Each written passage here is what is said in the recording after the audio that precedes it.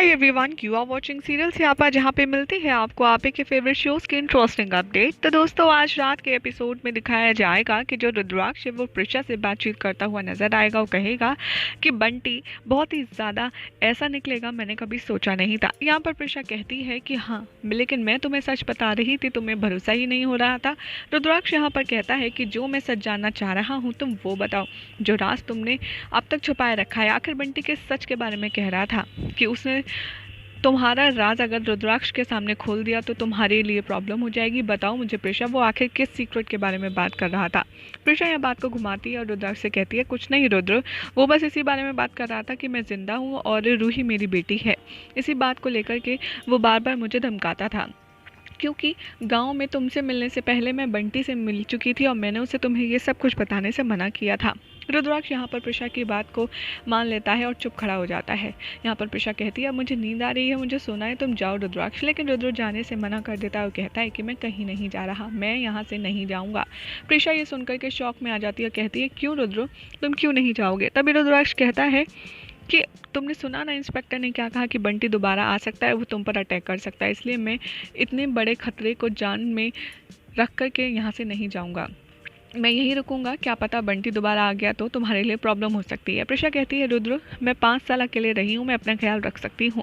रुद्राक्ष कहता है, 5 साल तुम अकेले रही हो, इसका मतलब ये नहीं कि तुम अभी भी रह लोगी। 5 साल तक तुमने मुझसे ना मिलने का फैसला किया था, वो तुम्हारी लाइफ थी, तुम्हारा डिसीजन था। लेकिन अगर मेरे होते हुए तुम्हें भगवान ना करे कुछ हो गया तो मैं इस गिल्ट में नहीं जी पाऊँगा। इसलिए ये मेरा फैसला है, मेरा डिसीजन है और इसलिए मैं यहाँ से तुम्हें अकेला छोड़कर नहीं जाने वाला। यहाँ पर मेरी फैसला चलेगा और यहाँ पर मेरा ही डिसीजन मेन होगा। प्रिशा यहाँ पर रुद्र को देखती रहती है और काफ़ी ज़्यादा इमोशनल होती है। दिखाया जाएगा कि यहाँ पर रुद्राक्ष रात में सो जाता है सोफे पर और प्रिशा उसके ऊपर ब्लैंकेट डाल देती है। इधर खुराना हाउस में सारांश रूही को ले आया है और यहाँ पर शारदा अपने हाथ से बना खाना रूही को खिला रही है, जिसे खाकर के रूही कहती है, वाह ये तो बहुत टेस्टी है, आप मेरी मम्मा को भी ऐसा ही खाना बनाना सिखा दोगी ना।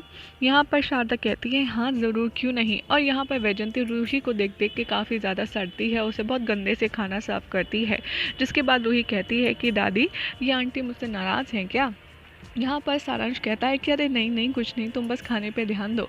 और शारदा वैजंती से बात करने के लिए जाती है। यहाँ पर वैजंती को रोकती है और कहती है, ये क्या तरीका है बात करने का, बिहेव करने का, वो एक छोटी सी बच्ची है।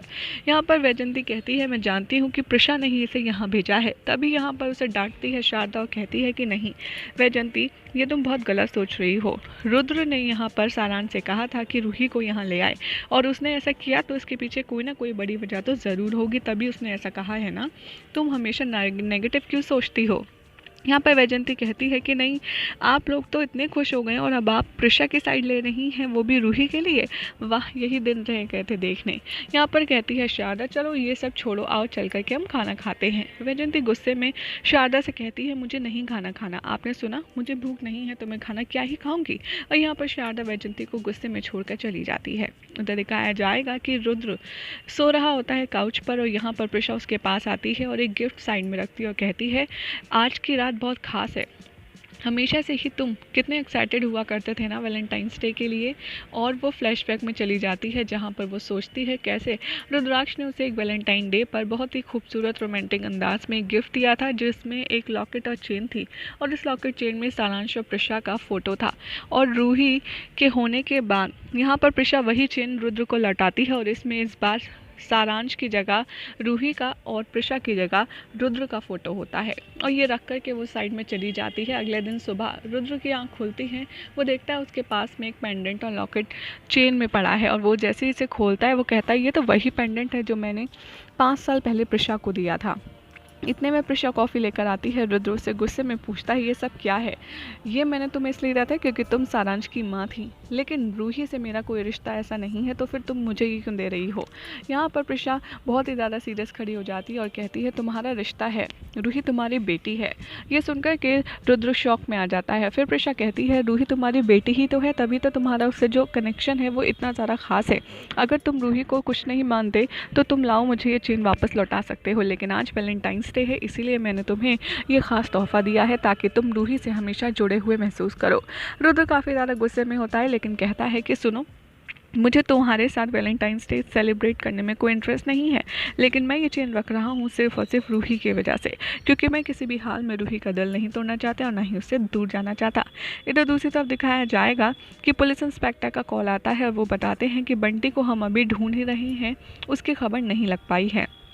यहाँ पर रूही स्कूल में पहुँच जाएगी और रुद्र को इन्फॉर्मेशन मिल जाएगी सारांश से कि उसने रूही को स्कूल में ड्रॉप कर दिया है, जिसके बाद प्रिशा से कहता है रुद्र आओ तुम्हें भी मैं स्कूल में ड्रॉप कर देता हूँ। इधर दिखाया जाएगा कि रूही अपने दोस्तों से बात कर रही होती है, तभी बंटी वहाँ पर रूही से मिलने आ जाता है और उससे कहता है कि चलो सामने एक आइसक्रीम वेंडर है, वहाँ पर चलकर हम आइसक्रीम खाते हैं। रूही पहले मना करती है, बोलती है कि टीचर देखेंगी तो डांटेगी, स्कूल का टाइम बंक नहीं करना है, मम्मा चटनी बना देगी वगैरह वगैरह, लेकिन बंटी कैसे न कैसे उसे कन्विंस कर लेता है।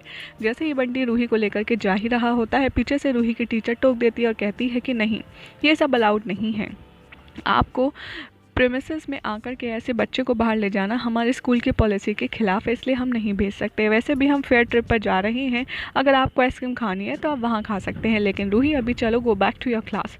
यहाँ पर रूही टीचर की बात मानकर के क्लास में वापस चली जाती है और इधर बंटी काफ़ी ज़्यादा इरिटेट होता है कि ऐसे बात नहीं बनेगी। तभी वो पता करता है कि कहाँ जा रही है ट्रिप, कौन सा ड्राइवर है, कौन सी बस है, और जैसे ही रूही के स्कूल बस का ड्राइवर यहाँ पर चढ़ने वाला होता है, बंटी उसको बेहोश कर देता है और उसकी ड्रेस खुद पहन लेता है और बस में ड्राइवर बनकर के खुद चढ़ जाता है। इधर दूसरी तरफ दिखाया जाएगा कि जो रुद्र और प्रिशा हैं वो कहेंगे, आपस में बात करते हुए नजर आएंगे कि बंटी को पकड़ने के लिए हम बबल्स का इस्तेमाल कर सकते हैं। मुझे पता है बबल से मिलने के लिए बंटी ज़रूर आएगा, वो उसे अकेला नहीं छोड़ सकता, इसलिए रुद्राक्ष और प्रिशा बबल्स को अपने साथ ले जाने का डिसीजन लेते हैं। प्रिशा कहती है मैं भी तुम्हारे साथ आऊँगी, क्योंकि बबल्स मेरी भी दोस्त है और मैं एक डॉक्टर भी हूँ और उसकी तबीयत बिल्कुल भी ठीक नहीं है, इसलिए मुझे आने दो। यहाँ पर प्रिशा और रुद्राक्ष बबल्स को लेकर जा रहे होते हैं। वो सोचती है कि उसे शायद जेल में डालने जा रहे हैं, लेकिन काफ़ी लंबी बातचीत के बाद बबल्स को पता चलता है कि उसका हॉस्पिटल में ट्रीटमेंट चलेगा, जिसके बाद बंटी भी बहुत खुश होगा। उसे पता चलेगा तो वो कहती है कि मैं कोशिश करूंगी कि अगर बंटी मुझसे मिलने आए तो वो सरेंडर कर दे और रुद्राक्ष के सारे पैसे लौटा दे और माफ़ी भी मांग ले।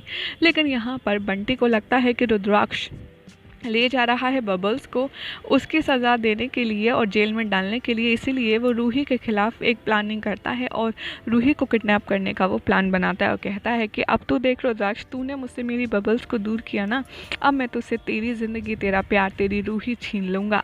और यही हो जाएगा श्राद्ध के एपिसोड का एंड, जिसके बाद कल क्या होगा आपको बताएंगे नेक्स्ट रिपोर्ट में। और ऐसी मज़ेदार अपडेट्स के लिए चैनल को सब्सक्राइब करें, वीडियो को लाइक शेयर करना ना भूलें।